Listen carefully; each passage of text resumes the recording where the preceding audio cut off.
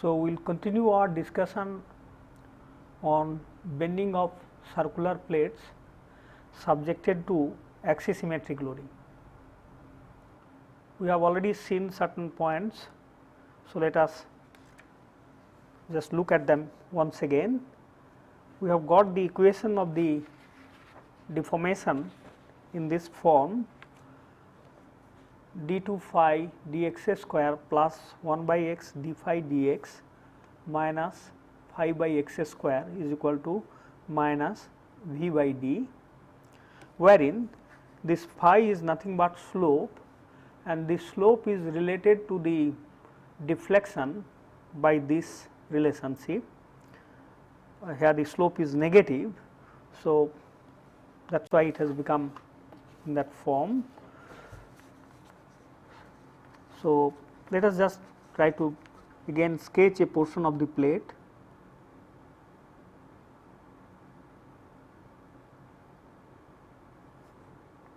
So, this is the plate and this is our x axis, and starting from the center we have the z axis down, and under the action of the loading like this, we are going to see the deformation of the plate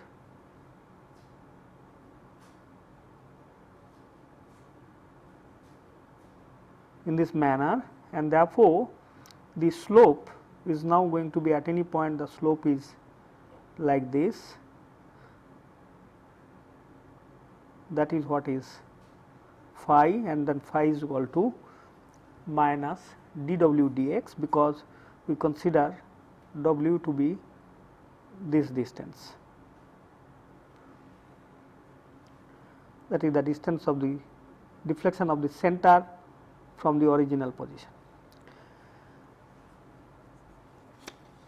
Now, this equation,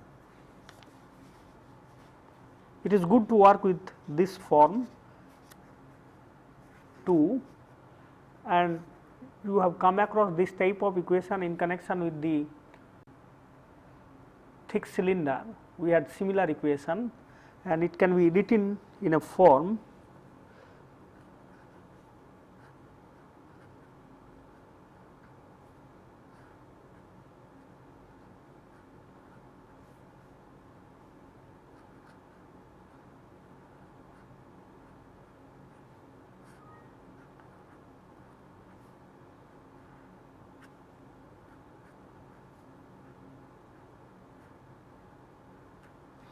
so d by dx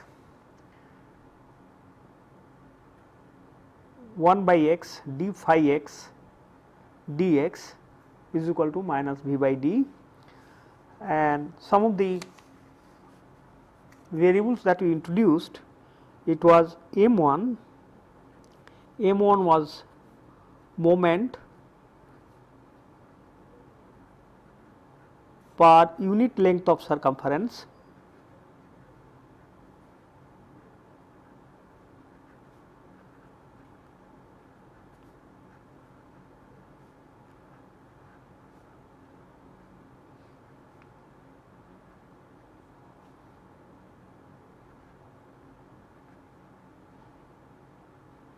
similarly m2 was moment per unit length of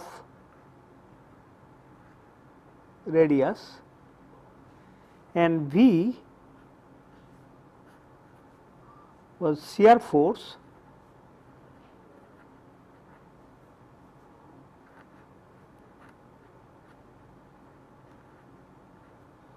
per unit length of circumference.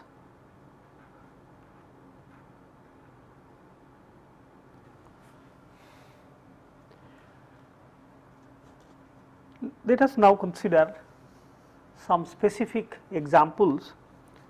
Think of a pressure vessel.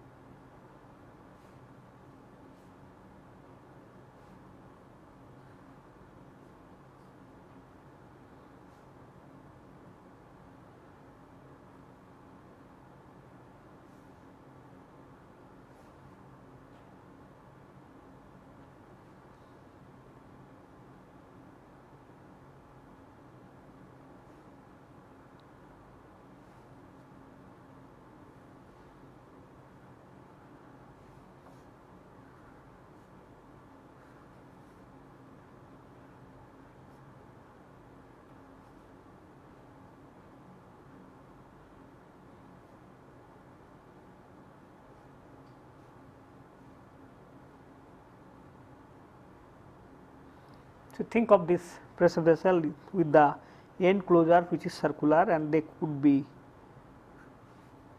fastened to each other by bolts, they could be, there can be welding as well. So, this type of, this portion of the plate is subjected to pressure loading like this. We can have some external force also acting, maybe some load coming up on this plate like this. So, this is a case of loading wherein we can now try to look into what sort of deformation this particular enclosure will undergo and what sort of stresses are going to come up. Now, the end conditions that are going to be persisting here. So, if you would like to consider that the plate is up to this much, then the end condition at these ends, they can be considered to be clamped, or they can be also considered as simply supported. So, we will like to consider both the cases. So, the conditions that can exist at this point and at this point, it can conform to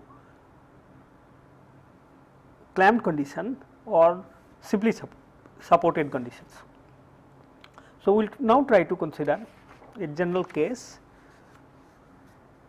So, we have a situation like this, that the plate is, let us say, it is supported at the edges, and it could be simply supported or clamped. So, it could be clamped as well. So, let us write both the possibilities, and we will just go ahead as a general derivation. So, the loading is on the plate some normal load plus distributed load acting.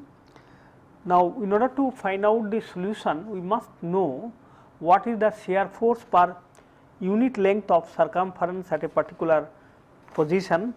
So, let us now consider a position which is at a radial distance of x. So, therefore, let us consider a circle .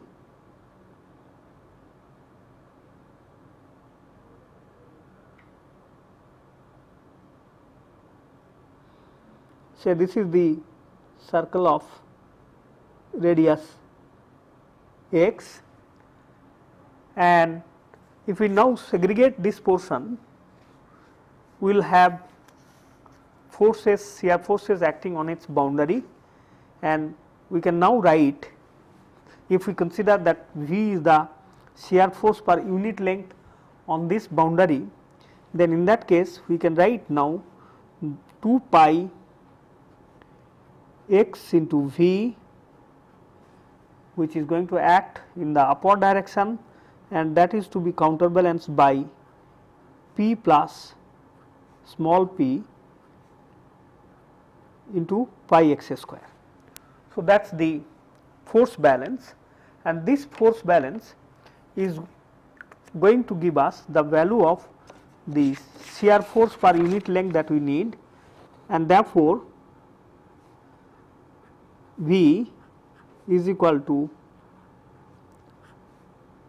P by 2 pi x plus small p into x by 2. So, that is the shear force. We can substitute this value into the equation of governing equation of deformation of a circular plate, d by dx 1 by x d phi x dx is equal to minus 1 by d.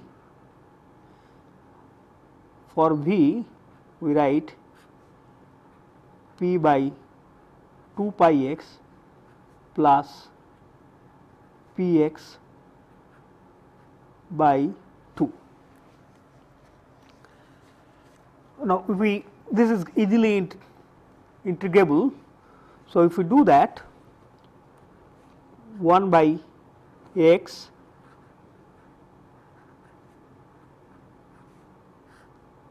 d phi dx minus 1 by d p by 2 pi ln x plus p x square by 4 plus there will be one arbitrary constant of integration, so that is C1, let us say. So, this is a constant. Again integrating once more, we get, or rather we can rewrite this expression in this form.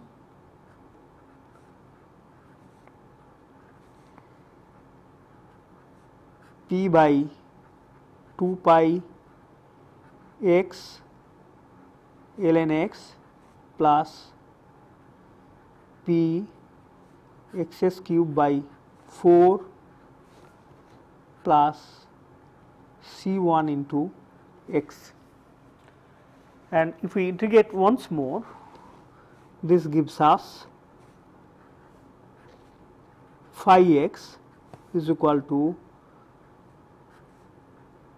minus, this is the case of product of two functions.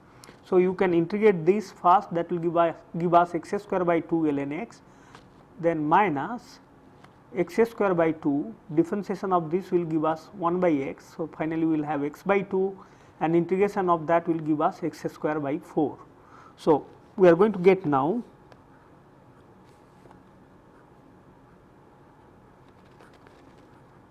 p by 2 pi x square by 2 ln x minus x square by 4 plus p x 4 by 16 plus C1 x square by 2 plus another constant of integration will come, let us say that is C2.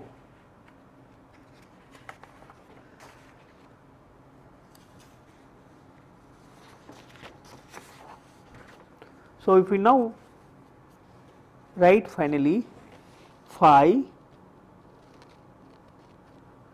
is p by 2 pi d, we have x by 2 ln x minus x by 4 minus p x cube by 16 d plus C1 by 2x plus C2 by x. So, we have got now the expression for phi, the slope, and now we can certainly go for finding out the deflection, since phi is related to the deflection by the formula phi is equal to minus delta w delta x. So, we can now consider phi as delta w minus delta w delta x, and therefore, this is of course for small deformation, because for small deformation we can write tan phi is equal to phi, and therefore, for small deflections we can write that, and hence we have dw dx is equal to p by 2 by pi d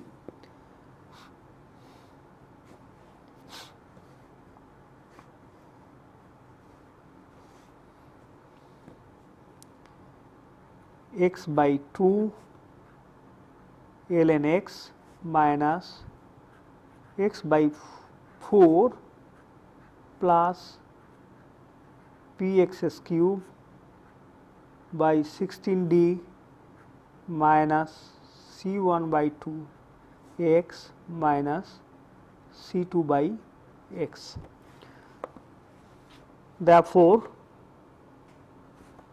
W deflection is obtained on integration, which is nothing but capital P by 2 pi d, and integration of this is again a product of two functions.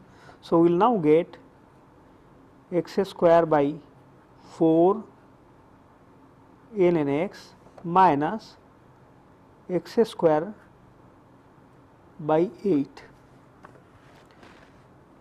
From this we get this one, and this one will give us x square by 8.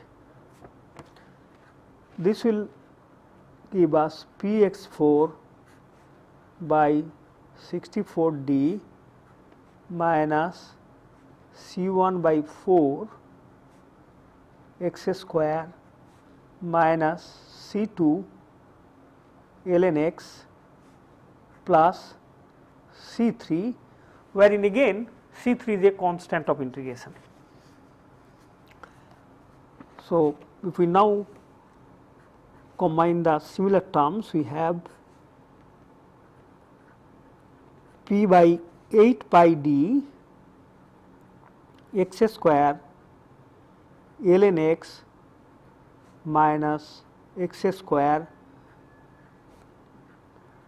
px4 by 64d minus c1 by 4 x square c2 ln x plus c3. So, this is the complete expression for W in the case of loading, where we have concentrated load capital P and distributed pressure P. Now, let us try to go for specific problem where the plate is clamped, and let us also consider that capital P is absent, there is no concentrated force, but there is uniformly distributed pressure over the whole plate. So, let us try to consider again the end conditions to be clamped, fully clamped plate. So, we have now a case, here it is clamped,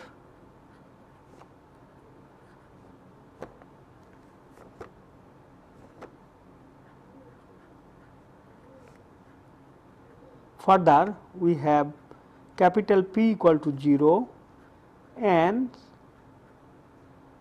small p is not equal to 0.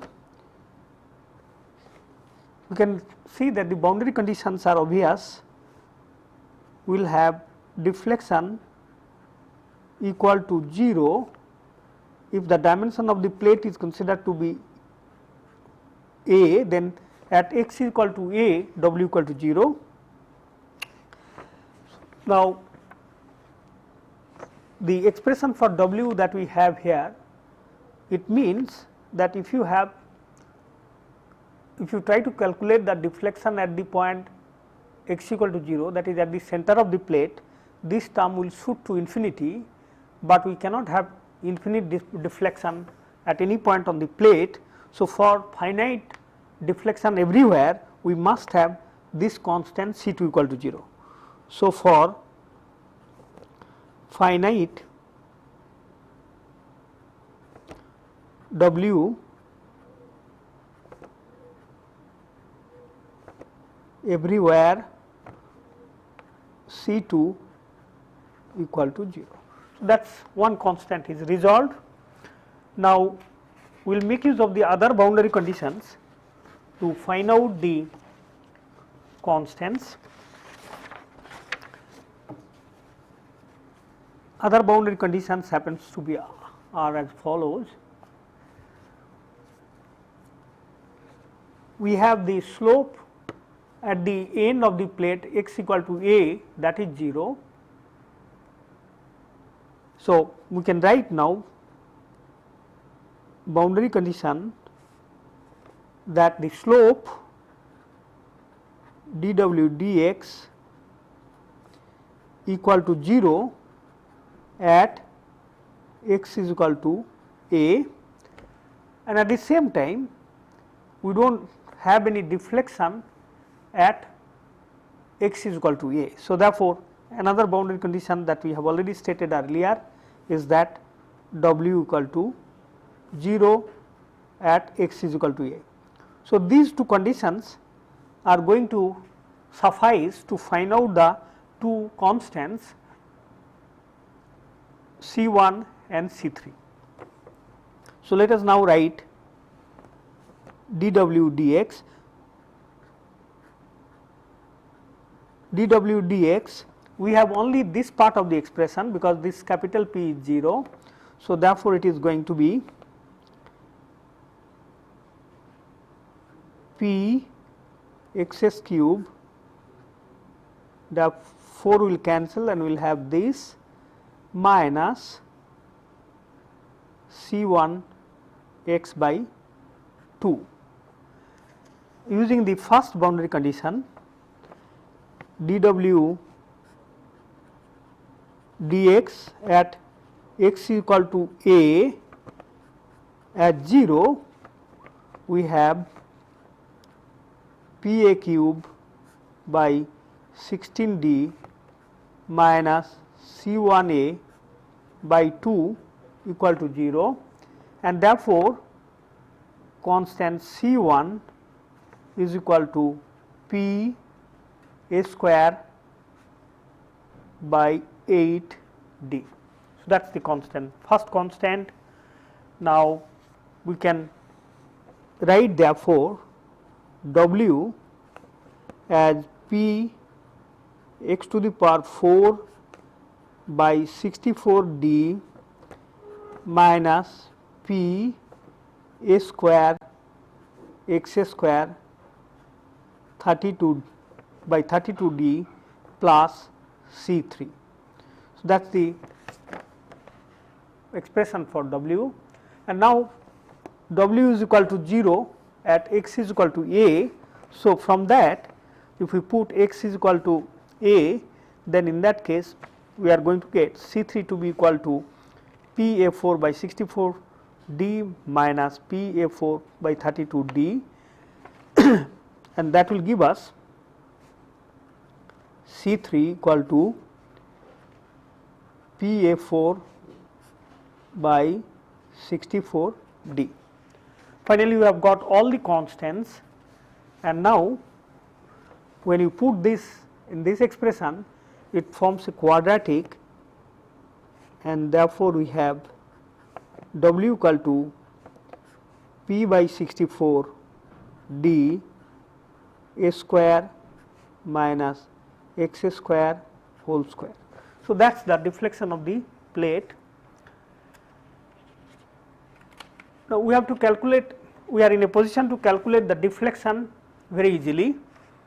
It is obvious that at x equal to 0 we are going to have the maximum deflection, and therefore, W maximum we can write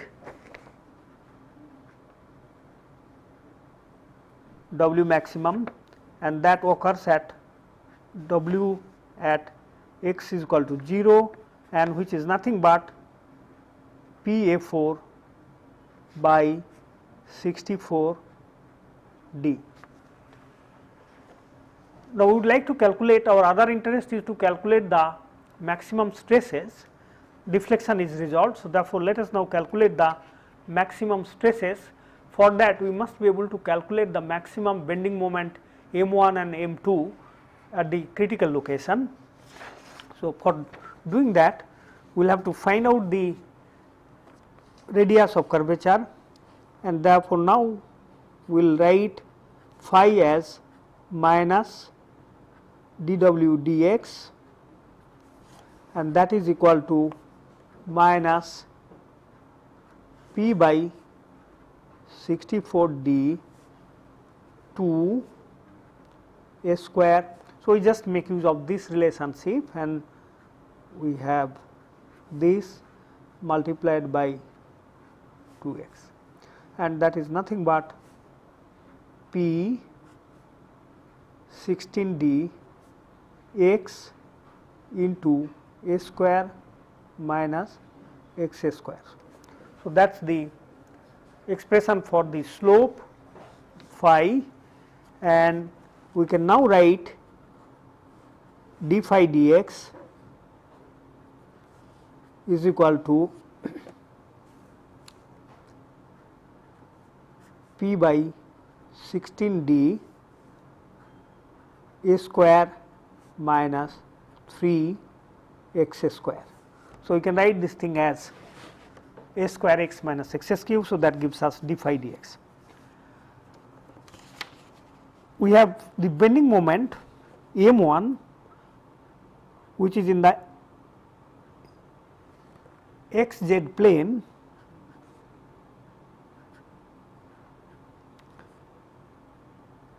d into d phi dx plus nu phi by x. So, if we substitute the values,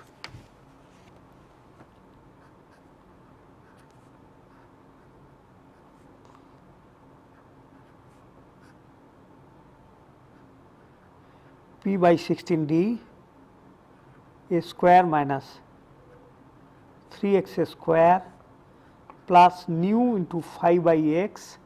So, therefore, it is P by 16d minus a square minus x square. So, d get cancelled, this d will cancel everywhere. So, it will become independent of d. So, we will have m1 equal to P by 16 a square minus 3x square plus nu into P by 16 into a square minus x square. Similarly, m2 is going to be given by d into phi by x plus nu times d phi dx.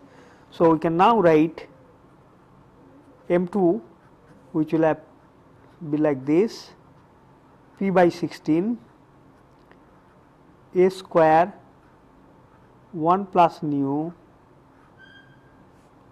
minus x square 1 plus 3 nu.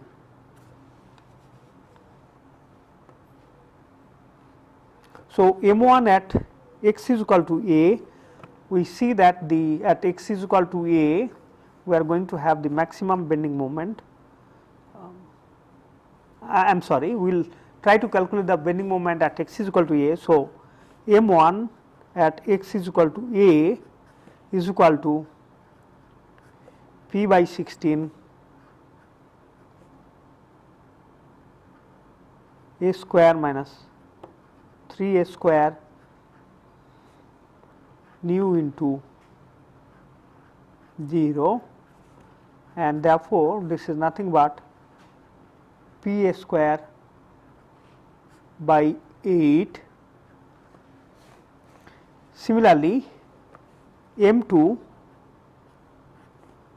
at x is equal to a is equal to, here x is equal to a. So, we will have this term cancelling, here it is nu and it is 3 nu. So, we will be left with 2 and 2 will cancel with this 16. So, therefore, we will have nu P a square by 8.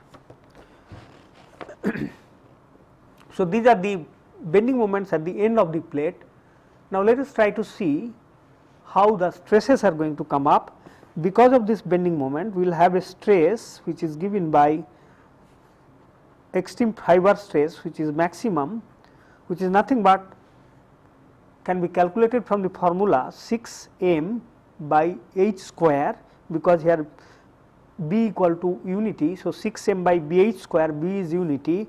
So, we can write now 6 m by h square, and since this is P a square by 8. So, we can now have this substituted here, and this will give us 3 by 4 P A square by H square. So, this is the stress. It is, if we consider the stress at the top fiber, that is the value top fiber. Likewise, if we calculate the maximum stress due to M2, sigma 2 maximum is equal to, it is simply nu P A square by H square. So, here in the value is this, and therefore, we will have nu P A square 6 times this divided by H square. So, that gives us, we will again have of course 3 by 4 factor will be there, and this is the stress at the top fiber. It is very important to see how these both the stresses are going to be positive at the top fiber. So, let us look at the plate which is circular. Let us now consider only a portion of it at the center, and I have drawn it here.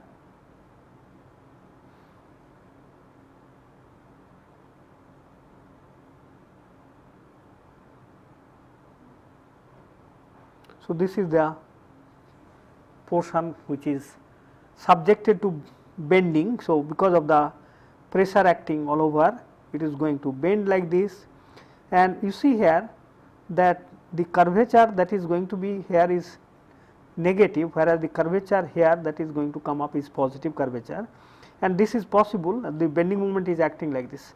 Already we have seen that M1 and M2 both are negative bending moment. So, this M1 at the end is minus P A square by 8. So, it is a negative bending moment and it acts like this. Now, under the action of this bending moment, we will have tensile stresses developed at the top, compressive stresses at the bottom. So, therefore, here you expect tensile stresses, and at the bottom we are going to get compressive stresses, and anticlastic curvature will develop such that since compression is here, there will be extension here and contraction at the top. So, the anticlastic curvature will develop, which is going to look like this. The plate is going to really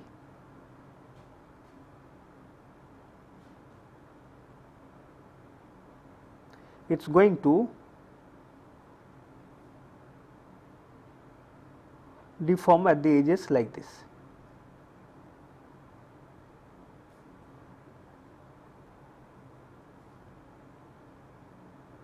Since it is clamped, this sort of curvature cannot come up, and therefore, we will find that there will be bending moment developed like this, which is M2. So, this bending moment will try to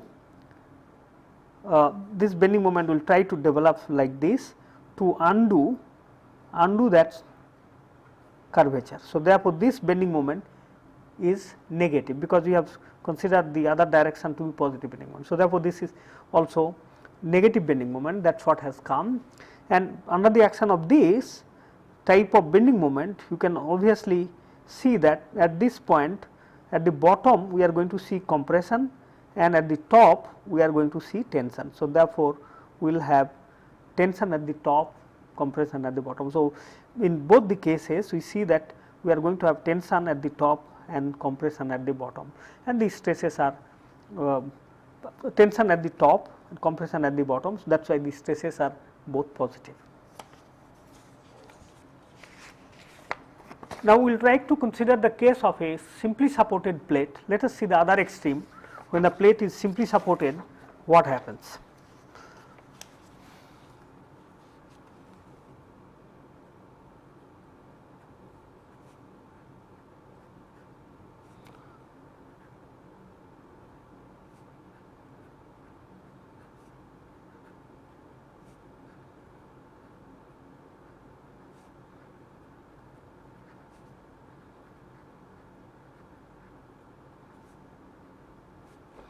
Again we are trying to look for the case when capital P is 0 and small p is not equal to 0, and in the case of the simply supported plate we would have conditions like at x is equal to a, at the outer edge of the plate we will have deflection equal to 0 and bending moment equal to 0, a bending moment in the circumferential direction will be 0. So, m1 equal to 0, and we are going to get the slope at the center of the plate to be 0.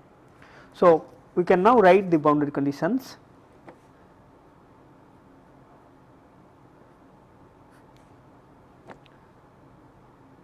Phi equal to 0 at x is equal to 0, then W equal to 0 at x is equal to a, and bending moment equal to 0, bending moment of course m1 equal to 0 at x is equal to a, and our case is capital P is 0 and small p is not equal to 0. We proceed as before. In this case we start with this expression of W, W is equal to Px4 64d minus C1 by 4 x square minus C2 ln x plus C3,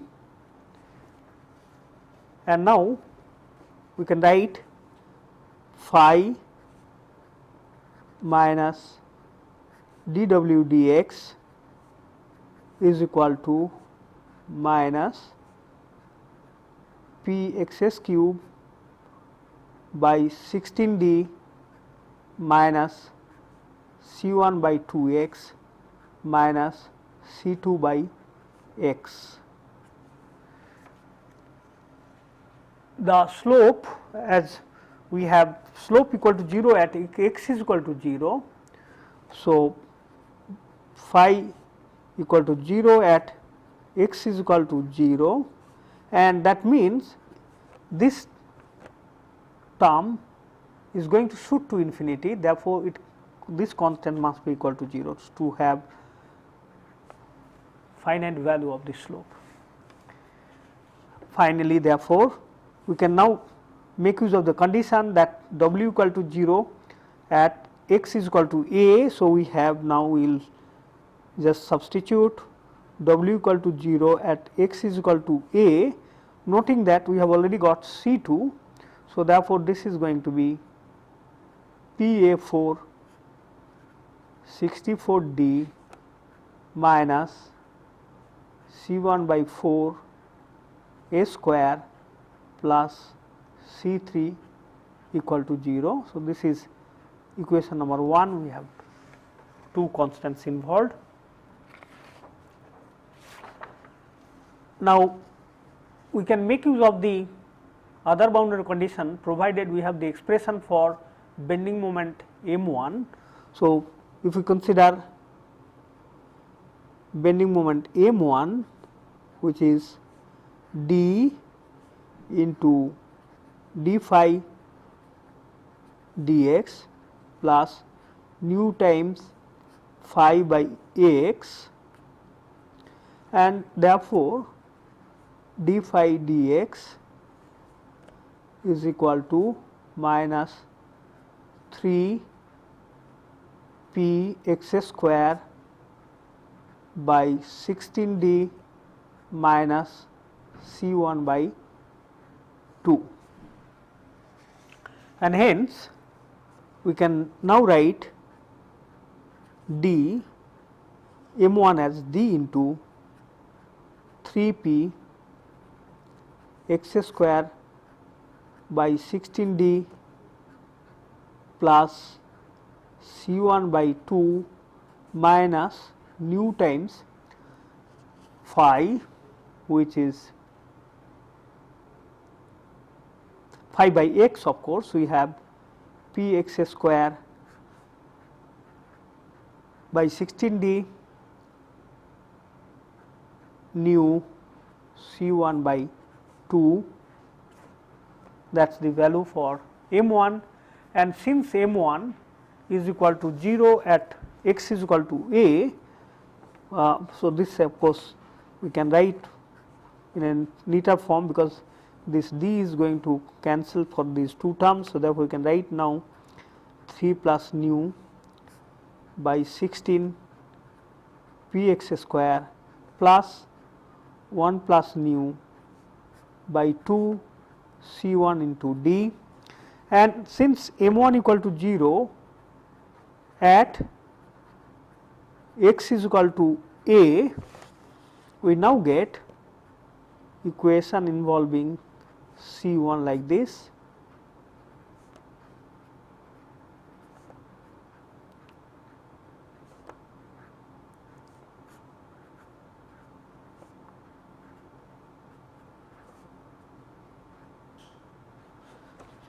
And therefore, we get C 1 equal to 3 plus nu by 8 into 1 plus nu into d p a square. And if we get back to earlier equation 1, which is here, from that equation, substituting the value of C 1, we can now obtain C 3. So, therefore, C 3 is equal to minus P A 4 by 64 d plus a square by 4 C 1. So, therefore, it will be 3 plus nu by 32 into 1 plus nu into d p a 4, and that gives us 2 into 3 plus nu minus 1 plus nu by 64 into 1 plus nu d p a to the power 4, which simplifies to p a 4 64 d 5 plus nu by 1 plus nu. So, we can now substitute the value of C 1 and C 2 and recover the expression for deflection and slope. So, let us now again put the values back and get the expression for W. W is equal to P x 4 by 64 d minus 3 plus nu 32 into 1 plus nu d p a square x square plus 5 plus nu by 64 d into 1 plus nu p raised to the power 4. And you can see that the maximum deflection of the plate is going to occur at x equal to 0, and the value of the maximum deflection is given by this expression. So, in this case the maximum deflection is going to occur again at the center, and this maximum deflection is equal to 5 plus nu 64 d 1 plus nu p a raised to the power 4. And the value of phi is now p x s cube by 64 d plus 3 plus nu 16 1 plus nu into d p a square into x.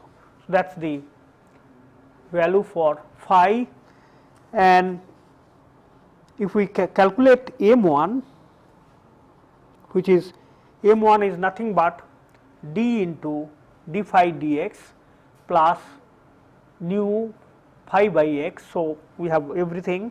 So, if we substitute, the expression for m1 turns out to be m1 is equal to 3 plus nu by 16 px square plus 3 plus nu by 16 ps square.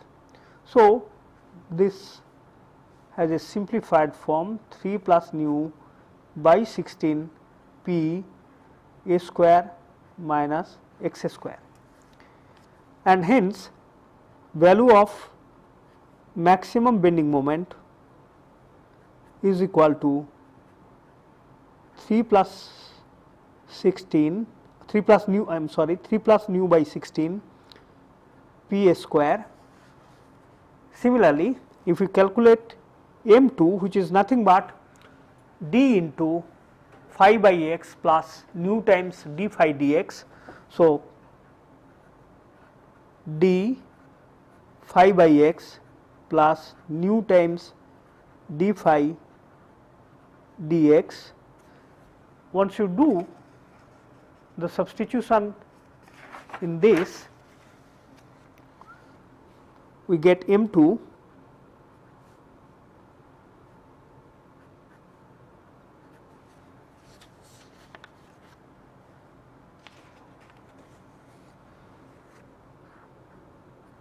minus p x square 16d plus 3 plus nu 16 1 plus nu d p square plus nu times d phi dx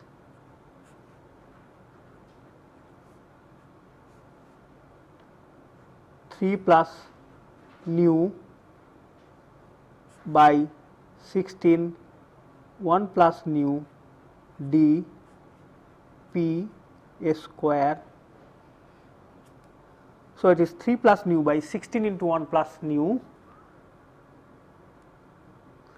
p square by 16 1 plus nu into d, and this gets simplified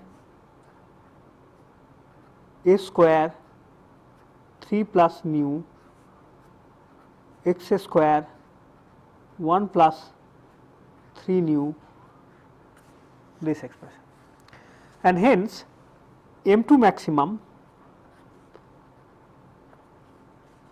is at x equal to 0, which is p a square by 16 into 3 plus nu.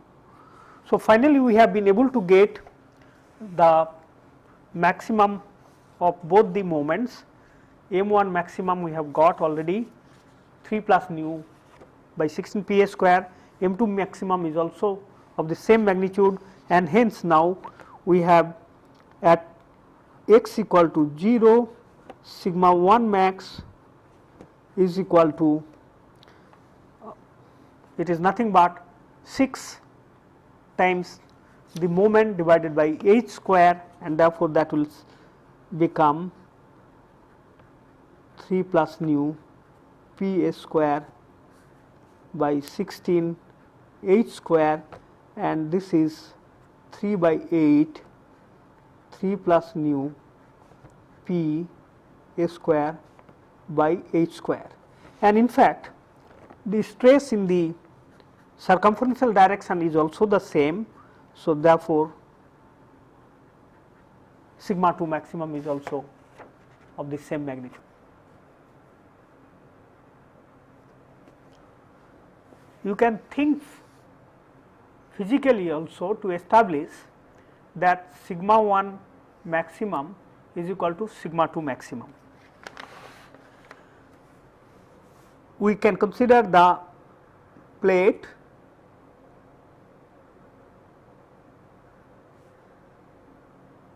this is the center of the plate, and we have seen that at this center sigma 1 max is equal to 3 by 8 3 plus nu into p s square by h square.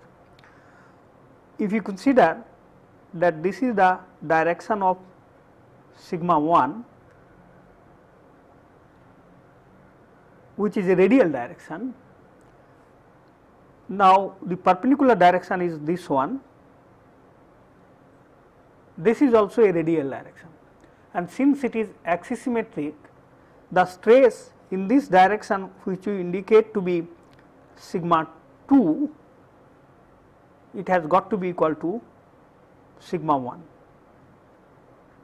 and hence at the center the stress in this direction is maximum. So, also it is going to be maximum in this direction, and hence sigma 1 maximum is equal to sigma 2 maximum. The picture is not different in the case of clamped plate as well, only the boundary condition will change, but at the center we will have again sigma 1 maximum is equal to sigma 2 maximum. For the case of simply supported plate and also for the case of clamped plate, we can find out the stress variation along the radius and they can be compared. We will compare this in our next lecture.